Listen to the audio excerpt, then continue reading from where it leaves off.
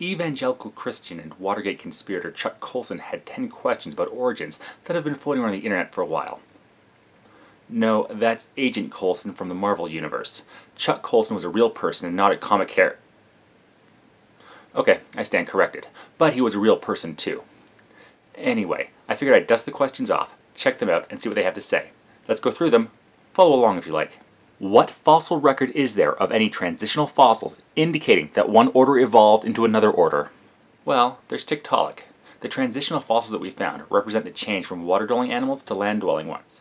Its body has many features in common with both fish and tetrapods, showing to be a perfect transitional fossil, the shape of its wrists being the most obvious example. Is there any evidence of an order that was at one time a different order? I recognize that there is adaptation within an order, different breeds of dogs for example, but I don't know of any case where there is any evidence of a dog becoming a horse. Dog becoming a horse? That's not how evolution works. Animals evolve slowly. As animals are born, they are similar to and can breed with the generation before, but have slight changes. Most of these changes are so small to make no difference. Some are beneficial and some are detrimental. Natural selection, well, selects for the best fit to survive, choosing the creatures with the beneficial mutations. These are the changes within an order that you brought up. Eventually, these changes add up enough so that at some point the latest organism is different enough to be classified as a new species from its ancestors. For instance, we can trace the path of Dormalicon latori over millions of years to both dogs and cats. What scientific evidence is there to support a natural origin of life? The evolutionist may point to the Miller-Urey experiments in 1953, much celebrated at the time. They initially said they had reproduced the precise conditions under which the primordial soup life could have arisen. But after experts looked at it, it turned out there was frequent human intervention, and had the process been left to itself, it could not have worked. In short, there was no evidence. Yes, there was human intervention in the Miller-Urey experiments because they were trying to best create the conditions of Earth in the past. Since they didn't have access to an oddly sized police box or a souped-up DeLorean, they had to manipulate the experiment to recreate these conditions. What should be noted though is even though the scientists did manipulate the environment, they only used natural processes, not supernatural ones. This did show that amino acids could arise from natural developments. Jeremy English has come up with an interesting hypothesis that is gaining traction in scientific circles. He states that the second law of thermodynamics could actually be responsible for the formation of life. As molecules need to dissipate energy, some combinations will replicate themselves. These self-replicating molecules could be the precursors to biological life. How does one support the conclusion of the American Society of Biological Teachers that evolution is unsupervised, impersonal, and random? What scientific, as opposed to philosophical basis is there for this statement? To start with, it was the National Association of Biology Teachers that said something like this. And second, the National Center for Science Education prompted them to change their wording because the terms were ambiguous and were worried about pushback. But let's give you the benefit of the doubt and look at the original statement you claimed. The fact that evolution occurs and there's been no recorded supervision from a personal being guiding it shows that it proceeds in an unsupervised and impersonal way. As for being random, well, that was never claimed in the original statement, and evolution is not random. Mutations can be random, but natural selection does not choose random organisms to thrive, but rather selects the most fit naturally, since the better fit have a better chance to survive and breed. A follow-up to question 4. Is this not inconsistent with discoveries about DNA, which indicate that there is a mathematical formula determining the complexity of human beings? Do mathematical formulas have naturalistic origins? Check out my earlier video where I talk about deoxyribonucleic acid and how it's a result of natural processes. He's ugly, but he's got a point. Saying that it's a mathematical formula is a huge misunderstanding of DNA. It's a chemical chain that can be represented by the nucleotides composed of molecules, but it is not a mathematical formula in any way. How do we reconcile the second law of thermodynamics with the universe as we know it? If the universe is indeed winding down, does that not presuppose that sometime and by some means it was being wound up? By what means? We don't know how the universe started. We understand and have evidence that there was an expansion of light, heat, and matter, but we don't know why it occurred. Yet. Admitting our ignorance does not mean that supernatural creator should be slotted into the gaps of our knowledge. God? Filling in gaps? There's some kind of name for that, but I can't quite remember. It's on the tip of my tongue.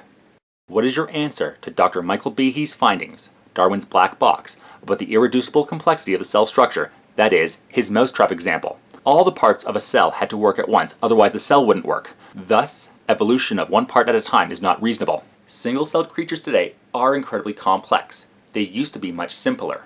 They've had billions of years of evolution to become what they are now.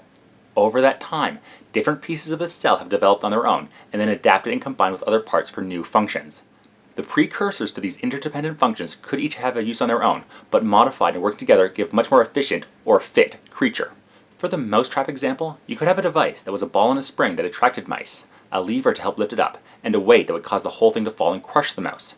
Very inefficient, but it could work. Over time, these different parts could be rearranged to work together to create a much more efficient trap. In the same way, individual functions of the cell could recombine with other functions to create complex abilities. What caused the Big Bang? As with question 6, we don't know. We have evidence of that expansion, but we don't know why it occurred. But we don't know does not mean we simply turn to the supernatural for our explanations and postulate a being we have no evidence for. It means we need to keep looking. What did Einstein mean when he said, God does not play dice with the cosmos? If he considered evidence of intelligence in the universe, why shouldn't we? Einstein was discussing the theoretical randomness of quantum theory, and was, quite frankly, using poetic language to describe it. Even I invoke the name of God occasionally, even though I don't believe in one. I would get odd looks from my wife if, after making love, I said, primitive and outmodeled concept, damn, that was good. And it takes way too long to say, collection of various savior messiah myths on a crutch, if I hit my thumb with a hammer. Einstein meant that he thought all physical actions in the universe could be understood and were non-random. Quantum theory, unfortunately, had randomness built in, which went against Einstein's view of the universe. It had nothing to do with an actual intelligent creator being. What evidence is there for genetic mutations that increase the biologically useful information of the genome? Or, to put it another way, what evidence is there for genetic mutations facilitating microevolutionary change? The most famous recorded genetic mutation that resulted in biologically useful change would be the Lenski experiments. Dr. Lenski bred several generations of E. coli in his lab. After many generations, beneficial mutations caused one strain to evolve the ability to get nutrients from the citrate of the petri dish they were stored in by transporting it through the cell wall to metabolize it. This is something that previous generations could not do before. The strain had mutated in such a way to give an advantage over previous generations. When you ask these questions, beware. Aggressive evolutionists will attempt to intimidate you, dismiss the questions, laugh at them, claim they're ridiculous, or say that you're basing it on your faith. I don't think I came off as intimidating when answering these. Of course, with this face, who would be intimidated at all? And I will laugh and claim some of these questions are ridiculous because, frankly, some of them are. You seem to have no understanding of what the theory of evolution entails, but think you can dismantle it with a few ambiguous questions? That's as ridiculous as thinking you can disprove gravity by asking, how do you know the Earth just isn't moving up to get us when we jump? Stand your ground. This is not based on your faith. These are common sense inquiries that anybody in an academically free environment ought to pursue. They are not unreasonable questions, even though that is what your adversary will say. Or he will tell you that you really don't understand, or that you have to be more into science to grasp this, or it's too complex a concept to explain. If it's too complex to explain, how could anyone teach it? No, the questions are not unreasonable, only if you don't understand evolution. But you are right, they show a lack of understanding of the scientific process.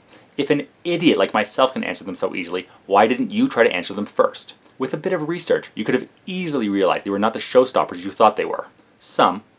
Many biological concepts are quite complex. I only scratch the surface when answering them because these videos are a finite length. So, many of the questions have to be simplified. To get a true understanding of these concepts, yes, a more in-depth education would be needed. They can be taught, but not in the time you'd expect an answer to your questions. The one you must never let evolutionists run away from is Einstein. Naturalists in the evolutionist lobby do not allow anyone to talk about intelligent design because they say it comes from faith. It doesn't. There is a respectable school of science, and Einstein raised these questions. So why should they be stricken out of inquiry? Einstein never raised questions about the existence of a god. He was quite direct about his feelings towards an intelligent creator being. It was, of course, a lie, what you read about my religious convictions. A lie which is being systematically repeated. I do not believe in a personal God, and I've never denied this, but have expressed it clearly. If something is in me which can be called religious, then it's the unbounded admiration for the structure of the world so far as our science can reveal it. And on a separate note, even if he did believe in an intelligent creator being, that doesn't mean we should just blindly follow what he said. Einstein was very smart, but his claims were not accepted just because his name was on a paper. He needed evidence to back them up, and he worked hard to provide that evidence. Just because we admit that somebody is intelligent, that does not follow that everything they say is correct. Newton made huge breakthroughs in physics and mathematics, and we should be grateful for them. But he also believed in alchemy. Should we follow his unfounded beliefs as strongly as the ones he was able to back up with evidence? Of course not. That's why even the best scientists need to be able to produce verification before their claims are accepted. If you believe something without evidence, that's faith. And that's what your intelligent design hypothesis lacks, evidence. So, it is not a respectable school of science. If you can get a naturalist to acknowledge that they can be discussed, he's finished, which is why he'll fight so hard to reject these questions. He's finished because there is much more scientific evidence for design than there is for natural origin. You can discuss whatever you want, but they were answered and dismissed fairly quickly. If you have evidence for a supernatural explanation for the origin of life, the universe, and everything, please present it. If not, you're not adding anything to our understanding of the world. Science needs evidence, not baseless claims. Everything we say about natural origin is speculation, just as the God hypothesis that we believe in is speculation because nobody was there at the creation. No, it's not speculation. Claims that are made must be backed up with evidence. Otherwise, there is no reason to believe them. Yes, some understanding is missing, but we don't just claim any answer is the truth. Admitting we don't know, but continuing to look for an answer will take us much further than saying, must have been some kind of anthropomorphic being that magicked everything to existence, let's stop looking. But we can look at the character of the universe and draw certain conclusions. Because of a prior philosophical commitment to naturalism, this is precisely what the naturalist refuses to do. Once evidence for non-natural phenomena is presented, then you can begin to use the supernatural as an explanation. Until then, since we've only observed the natural, we must only use the natural for our explanations. So, there you go, another batch of questions answered. If any of you have some more for me, as always, send them my way. Oppenheimer built the bomb, but now he's dead. Einstein was very, very smart, but not enough not to be dead. So don't go into science, you'll end up